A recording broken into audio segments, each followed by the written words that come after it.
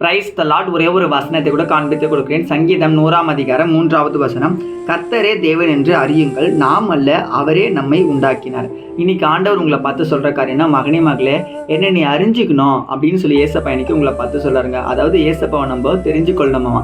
ஏசப்பா நம்ம எப்படிங்க தெரிஞ்சுக்க முடியும் அப்படின்னு பார்த்தீங்கன்னா, பைபிள் மூலியமா தான். ஏன்னா பைபிளில் இருக்க வசனங்களை நம்ம படிக்கிறது மூலியமா தான் ஏசப்பா எப்படிப்பட்டவர்ன்றது நம்ம தெரிஞ்சுக்க முடியும். ஏசப்பா அன்பு உள்ளவர், இரக்கம் உள்ளவர், நம்ம மேல பாசமா இருக்காரு, நமக்கு நன்மை செய்யறாரு அப்படின்னு நம்ம நிறைய பேர் சொல்லி கேள்விப்படலாம். ஆனா அது எல்லாமே நம்ம தெரிஞ்சுக்கணும்னா நம்ம பைபிள் படிக்கணும்னு சொல்லி இன்னைக்கு ஆண்டவர் நம்மளை பார்த்து தாங்க சொல்றாரு.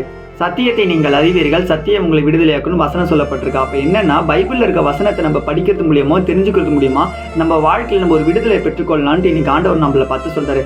விடுதலை அப்படின்னு என்னன்னு பார்த்தீங்கன்னா, நீங்கள் ஒரு பாவத்தில் அடிமையாக இருக்கலாம். இந்த பாவத்தில் விடுதலை ஆகிறதுக்கு நீங்கள் முயற்சி எடுக்கலாம். ஆனால் இந்த பாவத்திலேருந்து நீங்கள் விடுதலை ஆகணும்னா ஏசப்பாவை நீங்கள் தெரிஞ்சுக்கொள்ளணும்னு சொல்லி ஏசப்பா சொல்கிறாருங்க. அதான் சத்தியத்தை நீங்கள் அறிவீர்கள், சத்தியம் உங்களை விடுதலையாக்கும்.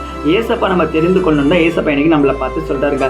ஏசப்பாவை முகத்தை நோக்கி பார்க்குற எந்த ஒரு ஜனங்களும் வெட்கப்பட்டு போக மாட்டேன்னு வசனம் சொல்லுதுங்க.